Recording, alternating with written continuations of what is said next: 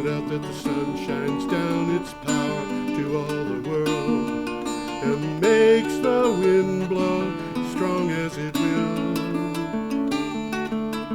I wonder how gentle rains can fall upon the land, so lovely earth can stay lovely still. Hello, ladies and gentlemen. Welcome to the 535th edition of Energy Week with George Harvey and the amazing Tom Fennell, the Invisible Man. In the flesh, but not in the studio. Yeah, Tom stays home these days. Oh well. This show consists of discussions of energy and climate change related news that has come up in the last week. The week starting Thursday, August 3rd and running until Wednesday, August 9th. That's why we call it Energy Week. That's what I'm glad you told me that, Tom. I didn't know. Anyway, these items come from my blog, geoharvey.com. You can go to geoharvey.com, click on the date for we'll try to keep you aware of what days these articles appear. Also, for people who are watching on a computer, lower on the screen, you'll see a file that you can download and a website that you can go to that will give you the material that Tom and I are working from. There are three items. Some of them are well worth following up if you've got the time, because some of them are very lengthy. Yeah. There's three items that we talk about each day, but on my blog there's usually 15. So if you go to the blog, you've got to search for them. Either of the other two ways of doing things, you really don't have to search all that hard. But as I said, we're starting on the 3rd of August. And what do we have here? We have a picture of wind turbines. Looks like that to me. And, all right, this is from Time, as in Time magazine. How offshore wind can supply 25% of U.S. electricity by 2050. That's offshore wind alone. That's offshore wind alone. Currently, 6 turbines off the coast of Rhode Island, I thought it was 5, account for the lion's share of the U.S. offshore wind energy production, but researchers believe massive offshore turbines could be producing more than 10,000 times as much energy in less than 3 decades. You got anything to say to that, Tom? Well, it's saying offshore wind alone can supply 25% of U.S. electricity needs. Offshore wind alone. Alone, yeah. That's pretty interesting. Yeah, it is. You don't have to pay for fuel. Yeah. Should we go on? Can't dance. Okay. You always say can't dance, don't you? Now, where has my cursor disappeared to? I don't know. Cursor. There it is on the bottom. Ah, there you go. Okay, we have a picture of I've lost my cursor again. What? I have lost my cursor again. Oh, there it is. Hold it now. Hold it now. I got it. I'm going to bring it down here. Okay. And now we're ready to go. Good. We have a picture of a vertiport, and there's a couple more in the background with an E. Yeah, that's an interesting gizmo, isn't it? It's not real. I mean, no, it's not real. It's a capsule for the driver and passengers and 6 turbines. 6 little turbines. It's like a helicopter with 6 little things hanging. Actually, is it 6? It looks like it's 8. Could be 8, yeah. Yeah. This is from Clean Technica. Electric VTOL aircraft, China's new technology lead. And VTOL stands for vertical takeoff and landing. Right. Future Light's Jennifer Mezzaros says, quote, the Bao'an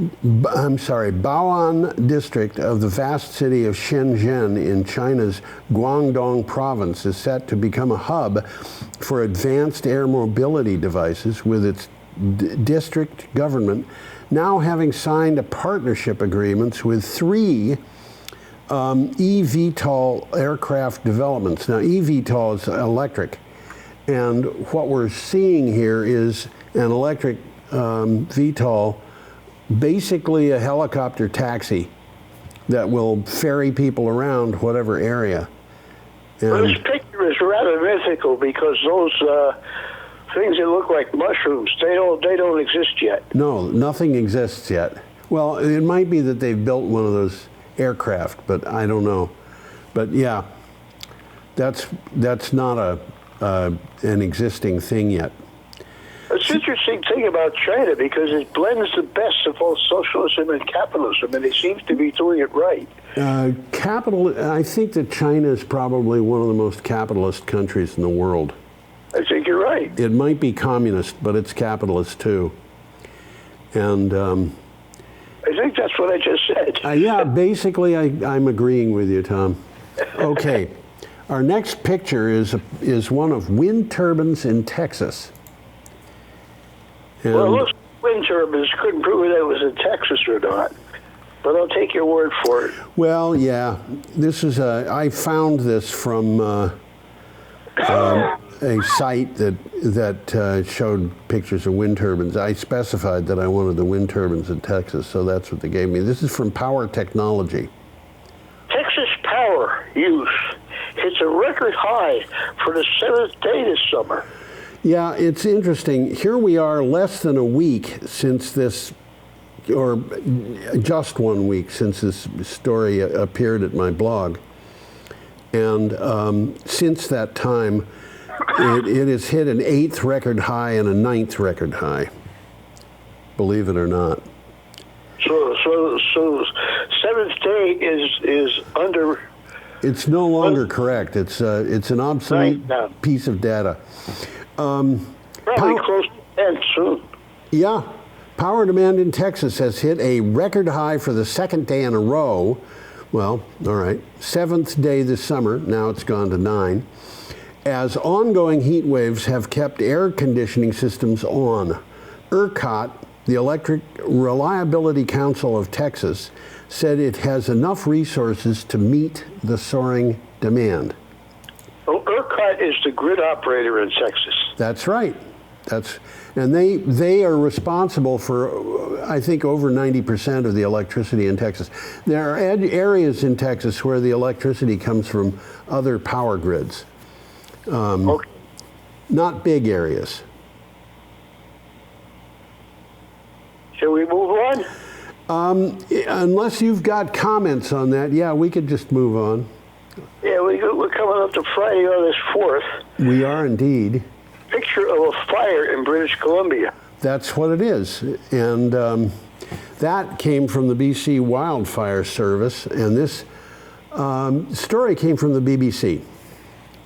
Devastating wildfires spur new detection systems. Yeah, this was an interesting story. Almost 900 forest fires were active in Canada during the week of July 17th, burning a total of 10 million hectares.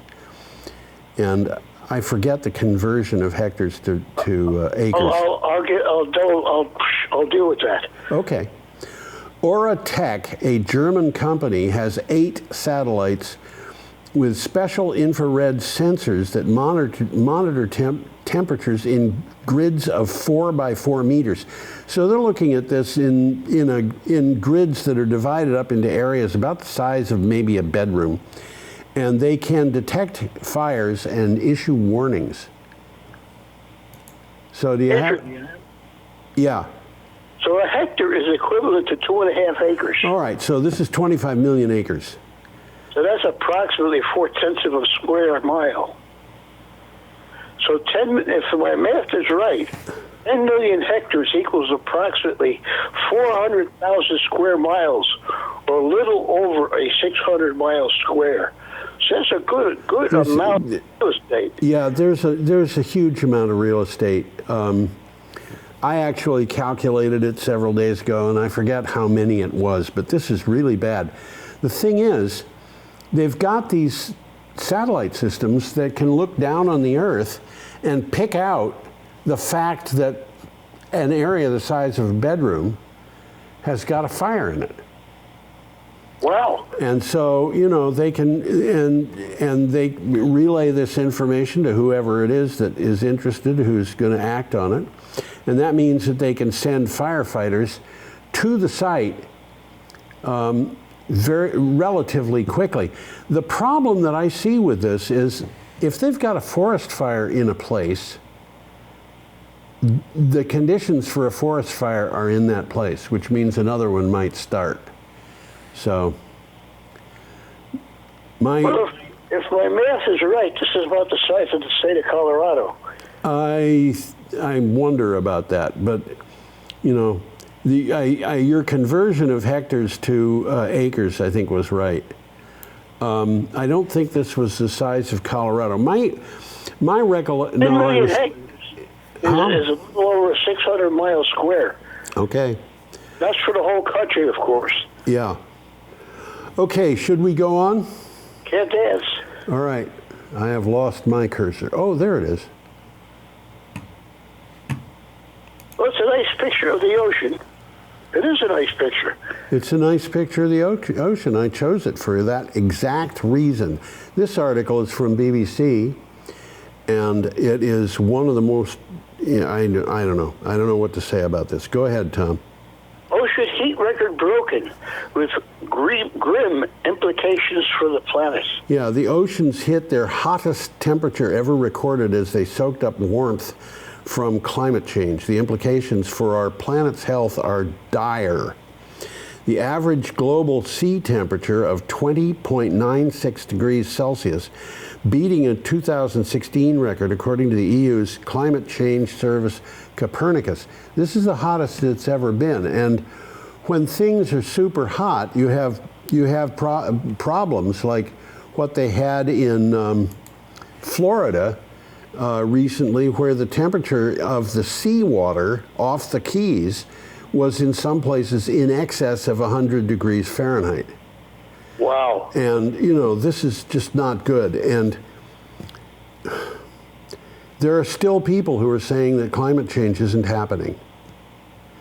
And well, I'm not sure they're not being paid to say that.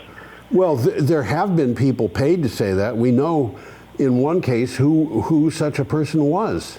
Yeah.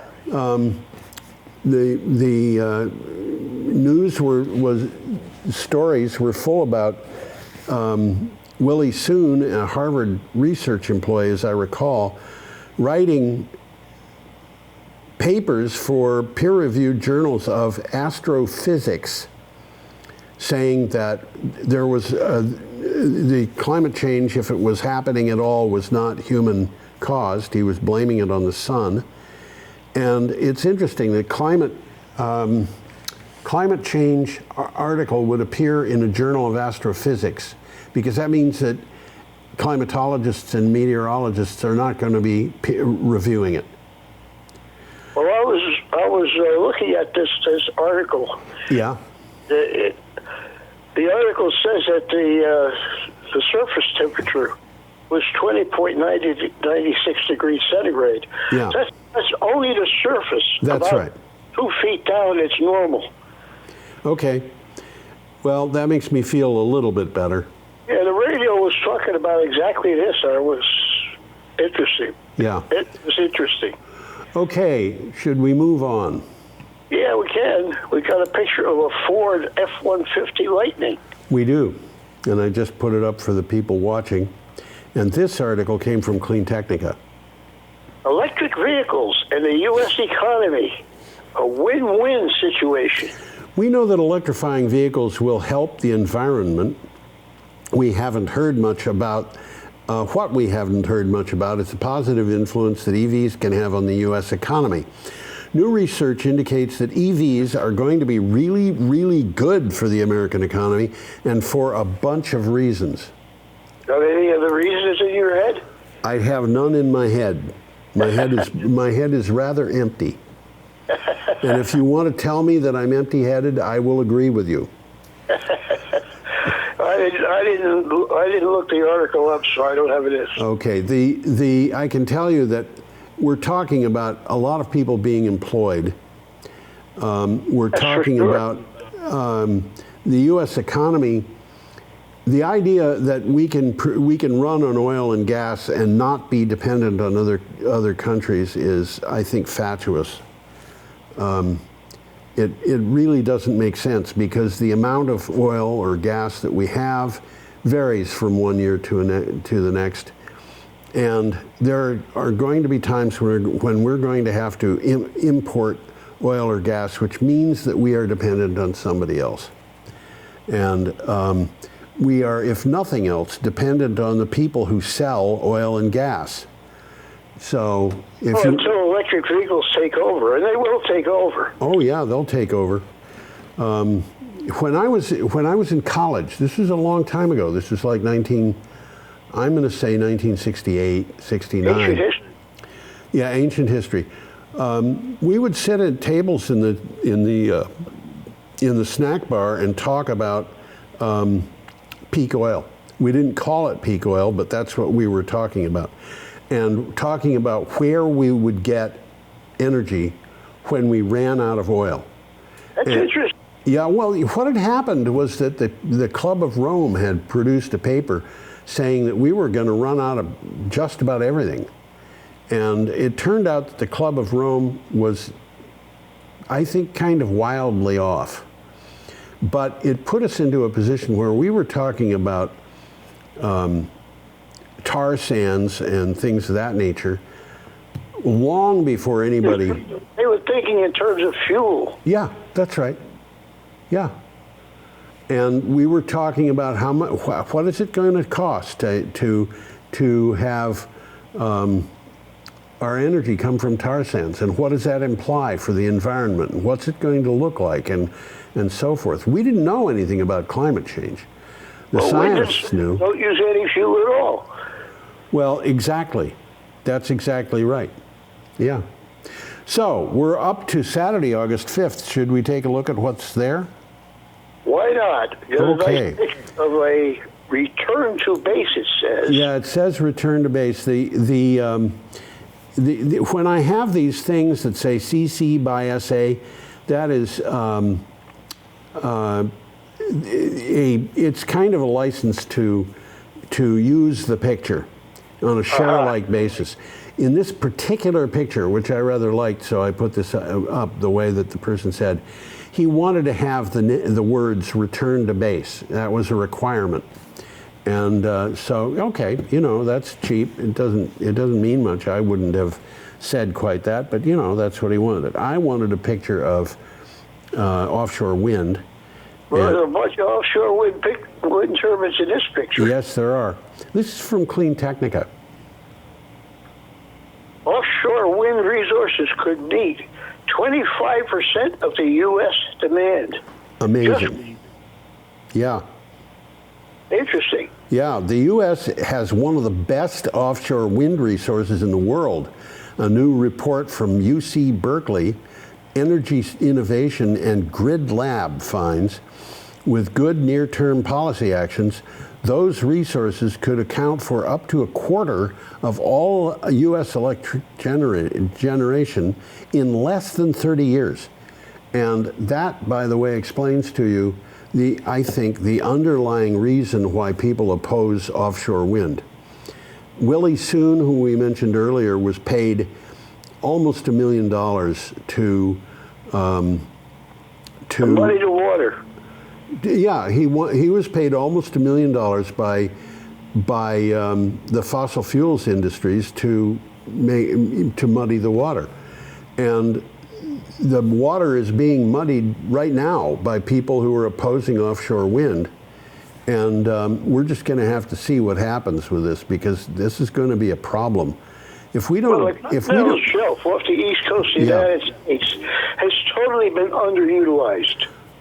It's amazing to me to consider how much offshore wind has been built in Europe and how little has been built. We have 7 wind turbines up.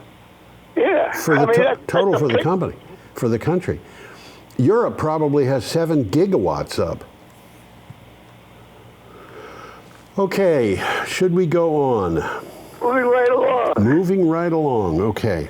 A nice picture of the Amazon rainforest. Yes, it is the Amazon rainforest. We have another picture later on. And what is this? There we go. This is from CNN. Amazon deforestation at a 6-year low in Brazil after a 66% plunge in July. Yes. Deforestation in the Brazilian Amazon fell by 66% last month compared to July of 2022 and is now at its lowest rate in 6 years, according to preliminary data from Brazil's National Institute for Space Research. Obviously, the reason why that's the source of the data is because they're measuring it by through satellites. Surveillance has increased and perpetrators are being fined. And we'll see more about this later on in this show, as I recall. Well, the Amazon forest is a great resource. Oh, wonderful, wonderful. Yeah. Okay, next story. Mountains in Chile. Oh, it's in Chile. Chile. Mountains in Chile. This one comes to us from CNN. That's right. Says that parts of South America are sweltering under a fierce heat wave. And it's the middle of winter. That's right. Southern Cone countries, including Chile and Argentina. Southern Cone also includes Uruguay and Paraguay. But Chile and Argentina are the places where this is worst. They're having a summer-like conditions as a heat wave push temperatures higher than 38 degrees Celsius, which is 100 degrees Fahrenheit in some places. This is winter. Now, I want to clarify that in a minute. One climatologist said the event is, quote, rewriting all climate books, end quote. Now, yes, it is winter and it's 100 degrees, but it's not winter the way we have winter in Vermont. It's winter.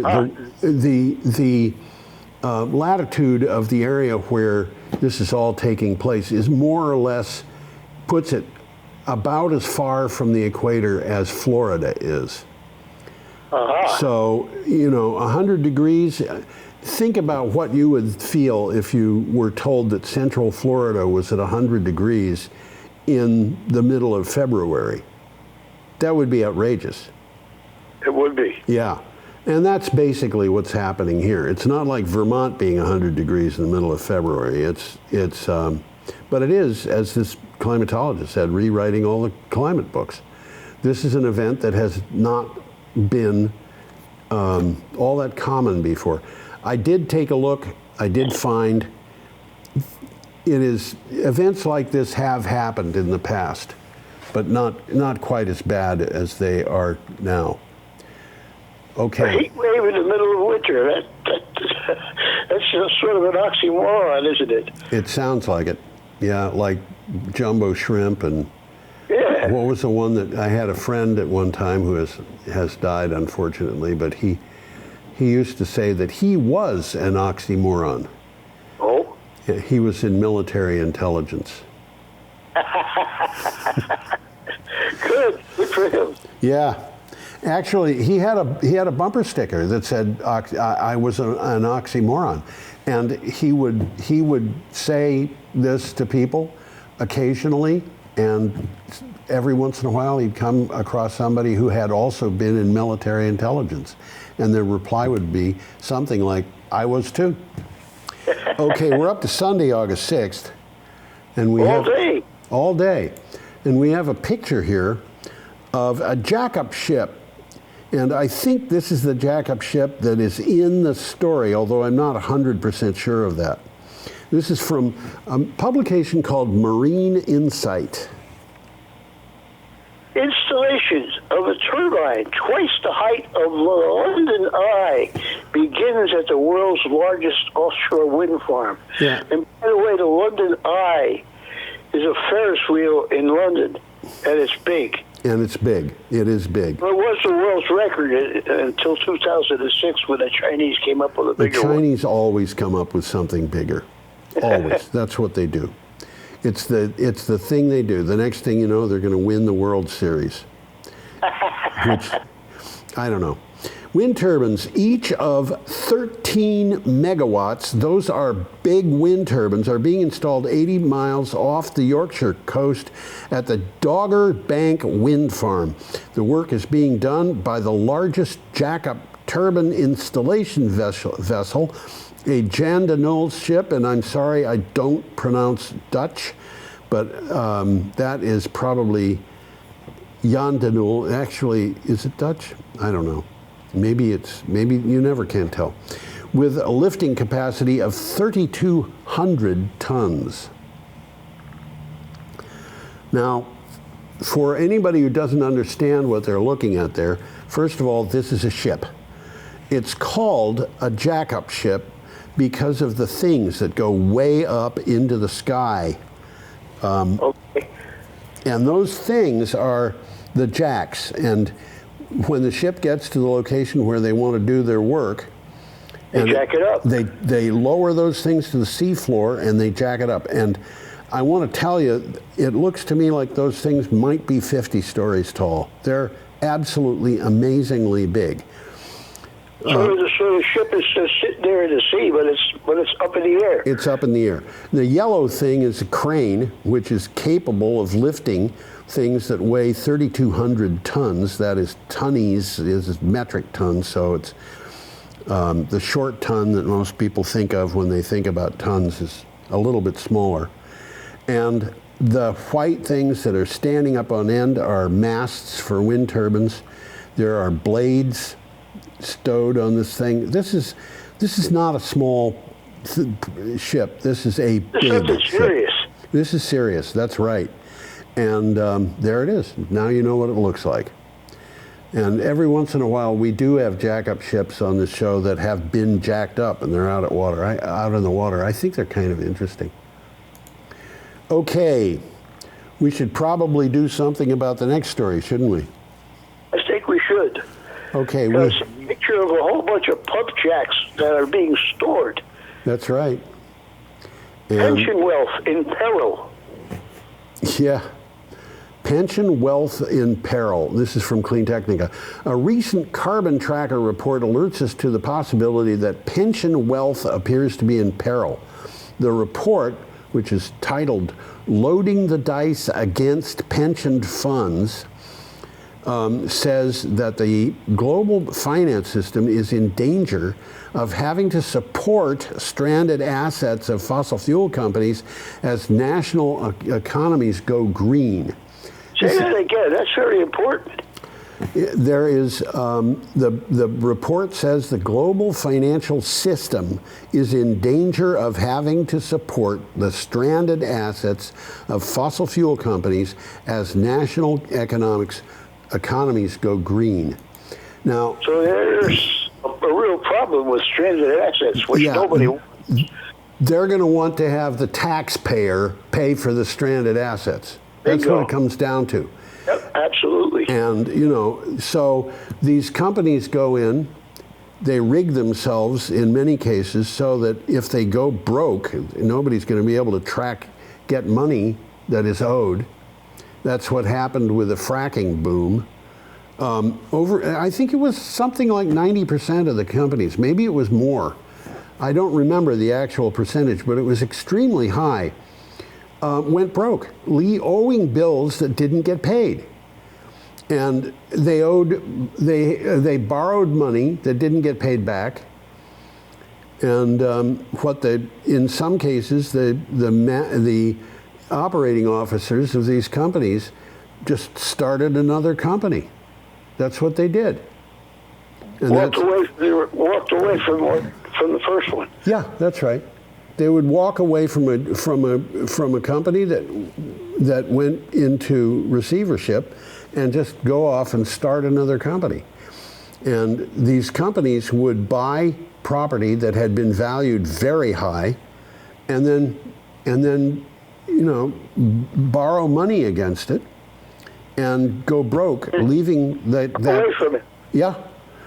Okay, and that's kind of what they want us to do. The next picture we've got, by the way, is one of the most impressive I've seen. Should I put it up? Yeah, why not? It's a picture of the Andes. Yeah, the Andes. And that is, just look at those mountains. Oh my gosh. Those are amazing. This is from The Guardian. Winter heat wave in the Andes is a sign of things to come. Yes, the record-breaking winter heat wave in the Andes Mountains of South America has surged to 37 degrees Celsius, which is 98.6 Fahrenheit, prompting local scientists to warn the worst may be yet to come as human-caused climate disruption and El Nino cause havoc across the region. Now, I'm going to leave that picture up because it's so pretty. I'm not pretty, you know. Nice picture. It's a nice picture.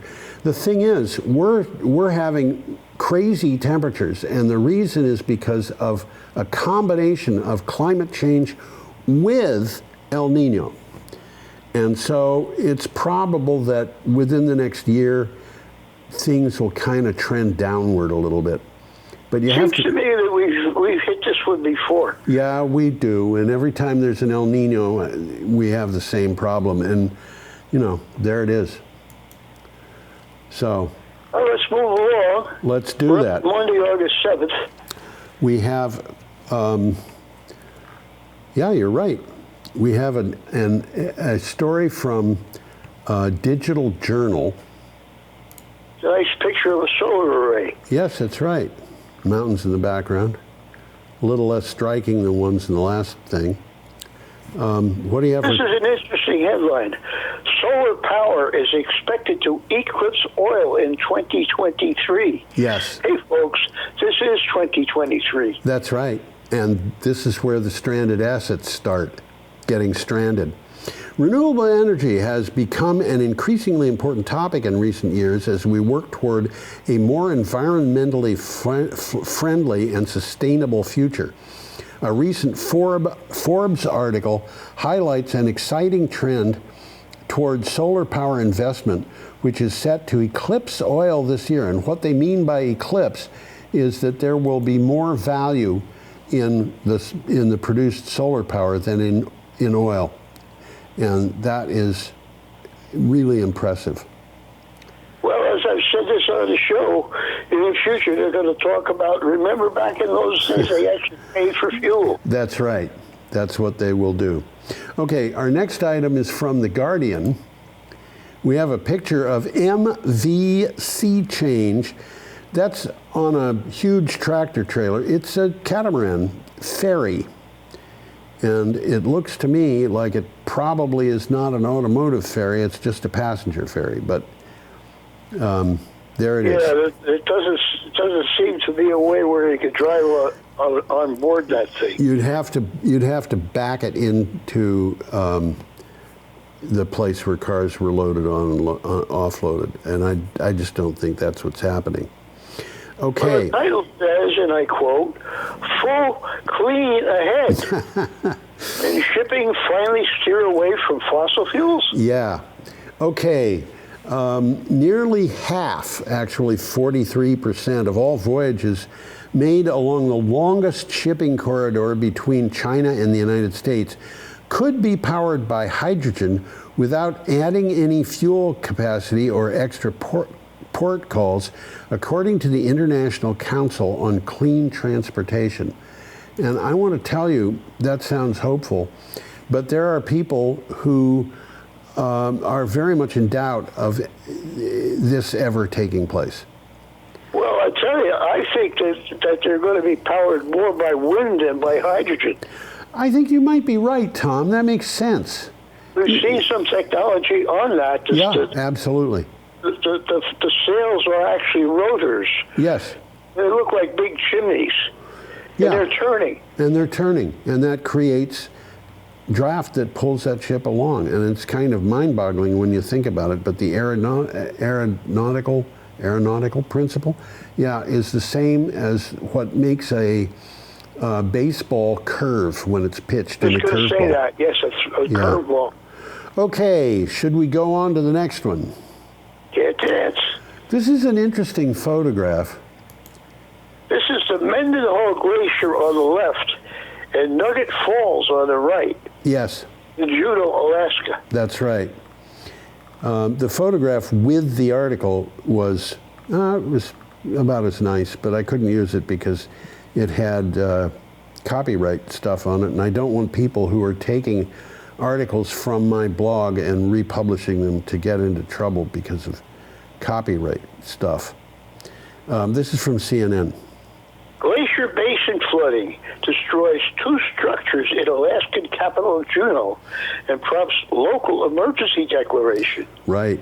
Record-breaking river flooding destroyed at least 2 structures in Juneau and prompted local evacuations. This was the result of a sudden outburst from a glacier-dammed lake that inundated the region, according to officials.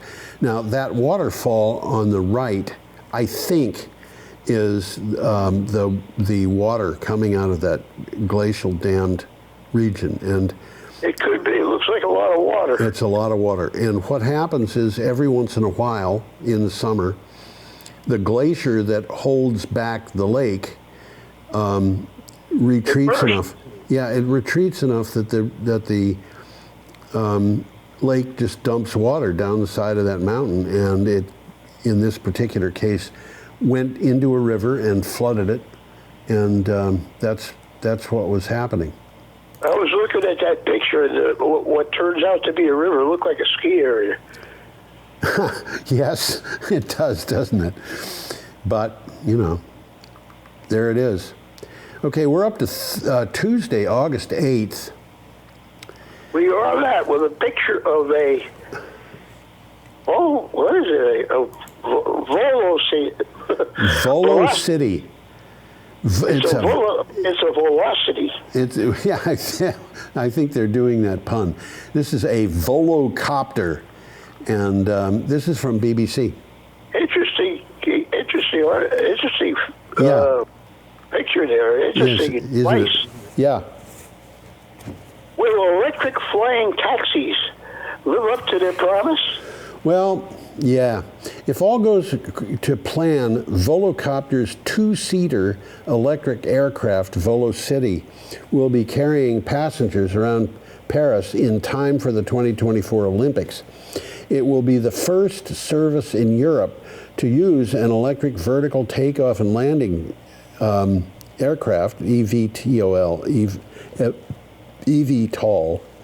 but the company needs to show that it has a market.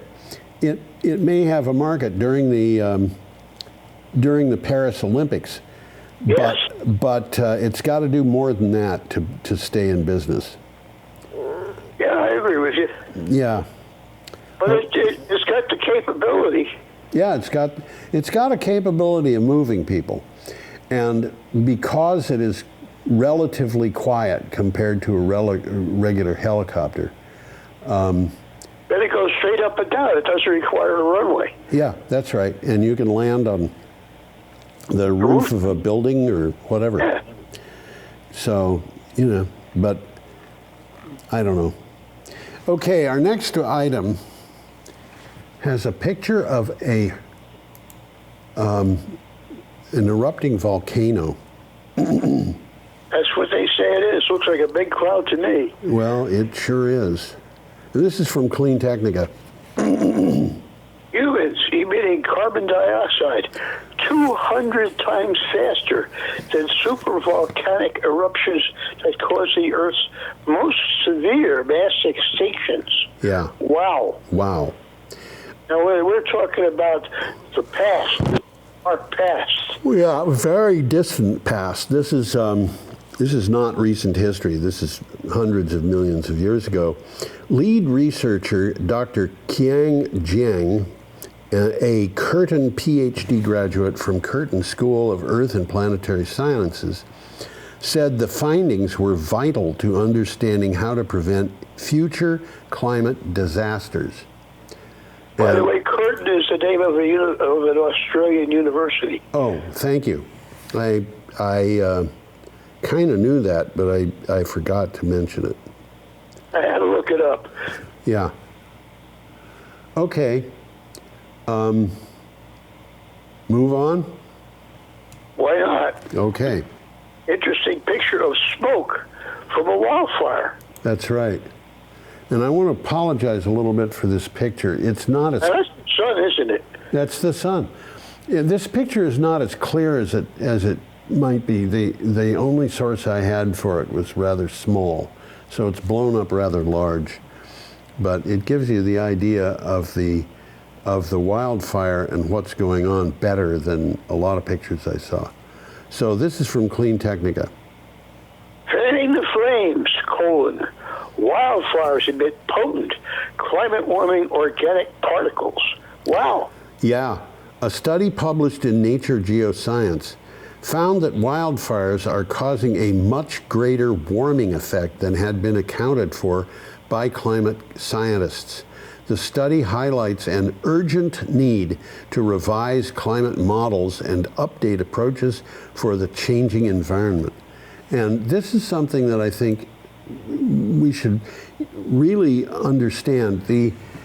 There are people who want to deny that climate change is happening, and they will basically say anything to get people to believe that it might not be happening. And really what we have to do to be safe is to understand what's going on.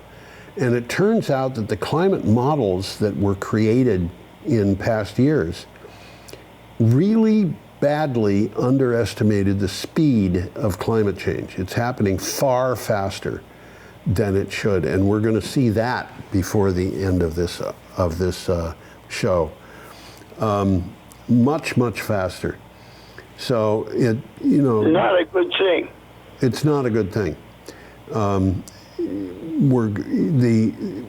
This man saying that, or this study saying that we have an urgent need to revise climate models, that's not a joke, that's real. We do need to revise the climate models and find out what's happening. We will visit that.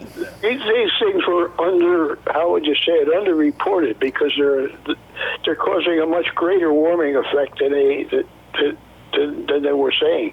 Yes, I think that's true. And there it is, yeah, absolutely. Okay, we are up to Wednesday, the 9th of August, and we have a picture of a sign. And it says, quote, "Building a Better America." That's right, and right above that, it says President Joe Biden. Yeah. And right above that, it says the bipartisan infrastructure law.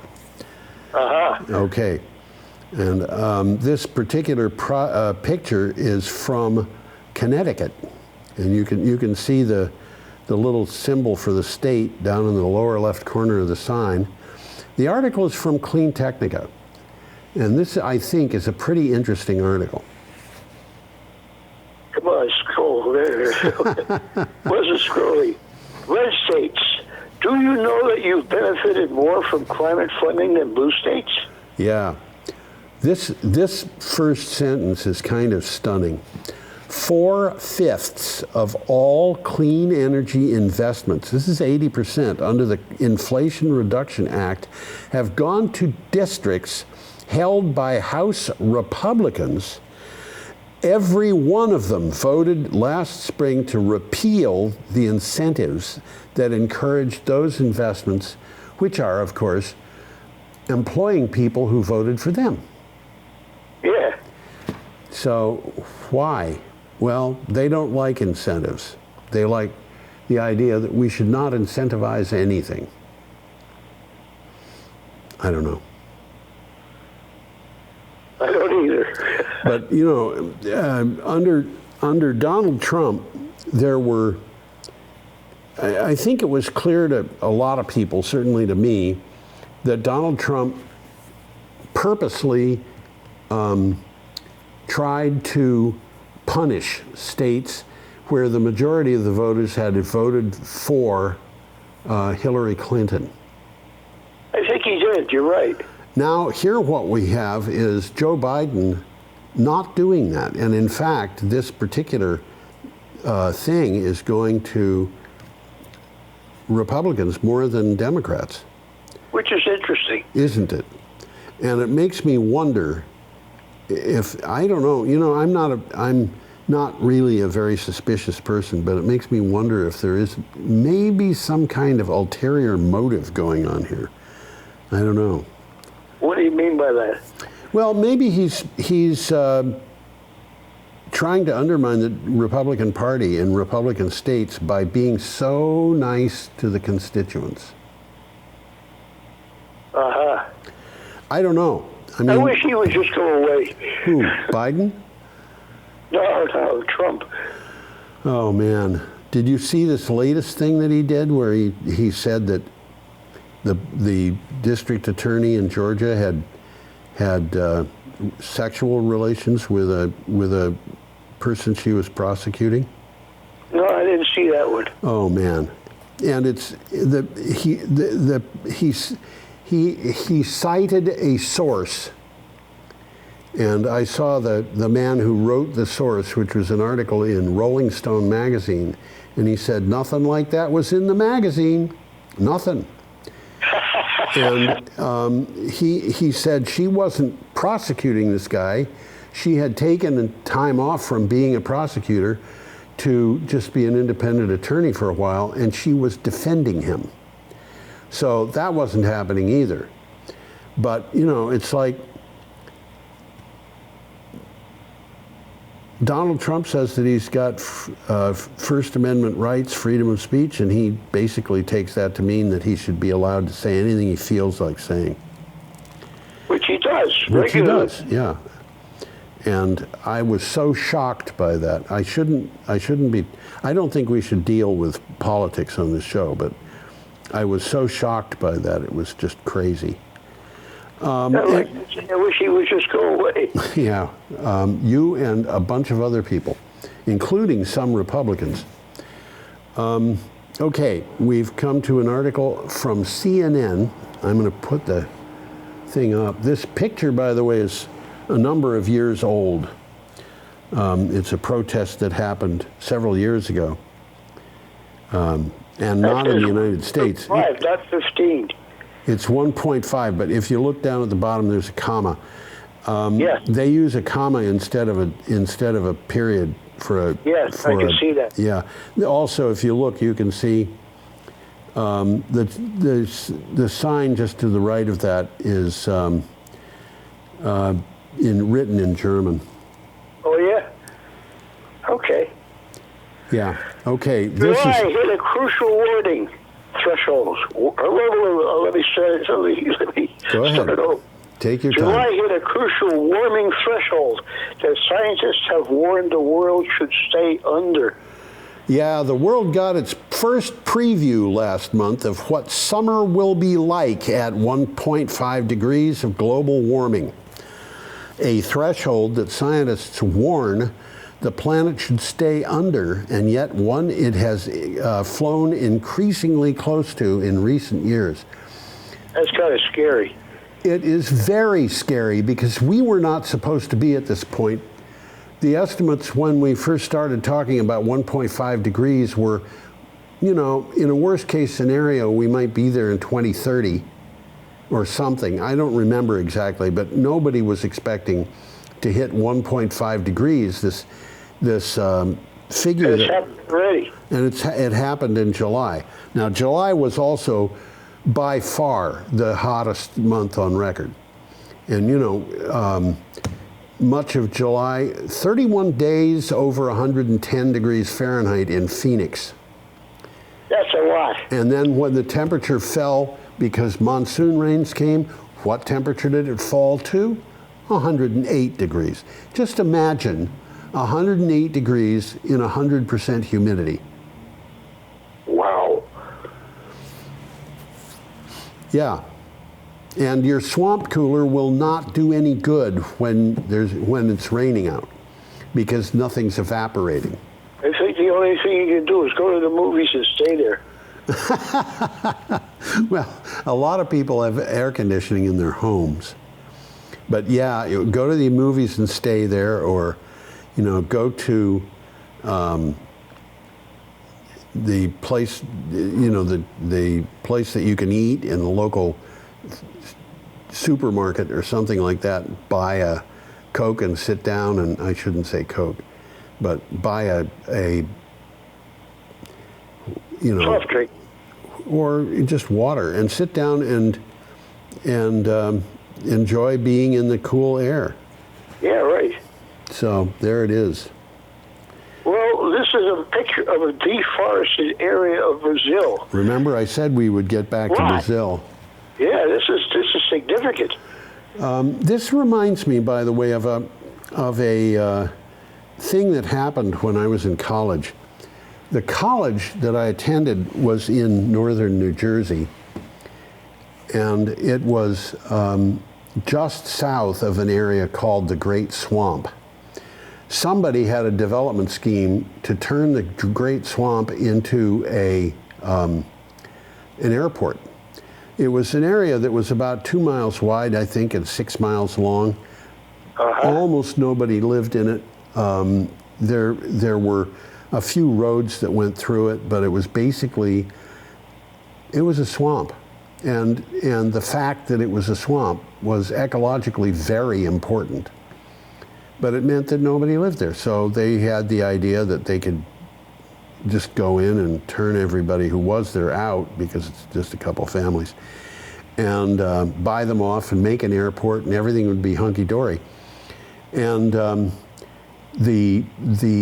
of the professors at the college was a professor of plant biology, and he pointed out that if that swamp was drained in order to make an airport, it would mean that about half the wells within 25 miles would go dry, which means that the local people... Consequences, huh? There are consequences. Now, while he was telling us about that, he also told us about Brazil, which is what we're looking at. And he said that they were talking about cutting down the rainforest in Brazil in order to open up farming land. That actually looks like somebody might be intending to farm that land, but he said the geology of Brazil in many of the places was such that if the sun hit that land and dried it out, it would become very, very hard to the point of being impossible to till.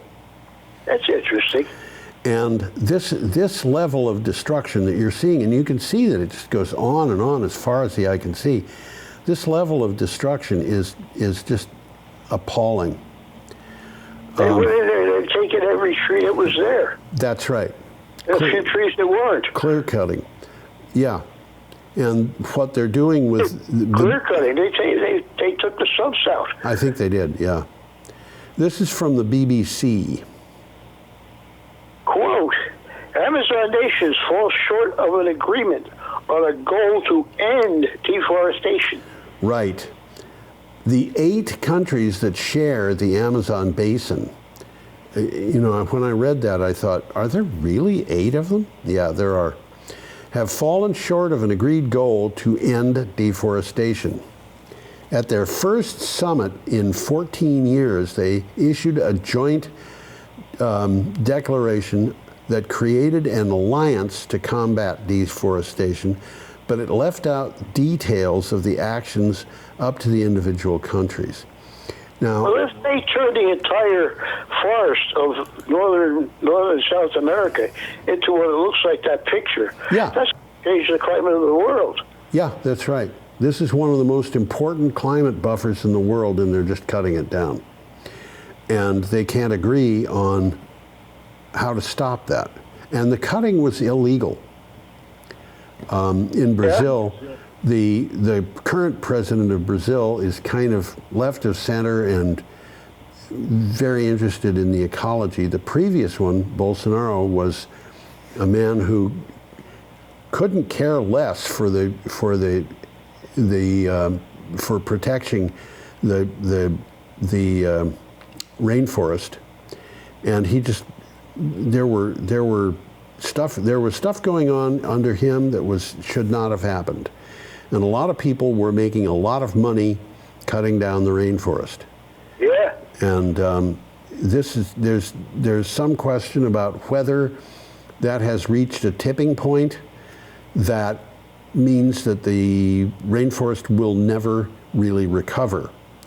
And we can hope that that isn't the case, but if you look at that picture, the trees in the bottom of that picture those are big trees. That's what it used to look like all over that picture. That's right. That's what it did look like. And the areas that have been cut are gigantic, you know. And as I said earlier, the prospect of turning this into genuinely productive agricultural land is not what people might think it is. And there's... Oh, this is virgin forest. Yeah, which means those trees are huge. Yeah, those trees are huge. And this is ecologically site for species of various kinds. One species that lives in the Amazon rainforest, which was displaced when this was done, is called Homo sapiens. Thank you very much. Oh, Homo okay. sapiens, that is to say human beings. Yep. I remember when my mother said human beings when I was in first grade, and I thought, why are they called beans? Beans sort of like lima beans? Yeah.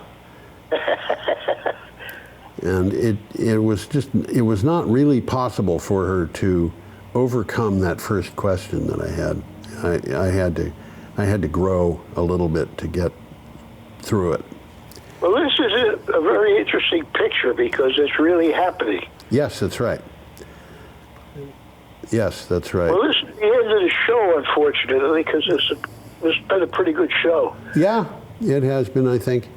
And we have one final slide to put up, which says, have a simply perfect week. I love these things. I make them up. Simply perfect. How is perfection simple? But anyway, there it is. Have a simply perfect week. Put in. You'll come back and see us now, you hear? I am waving goodbye. Tom has given you his message. He is waving goodbye, I know. The only question I've got is his cat waving goodbye. I can't see the cat, so I don't think he's not watching this show today. Maybe not. He's not really interested in the climate, is he? Not too much. Okay. See you later.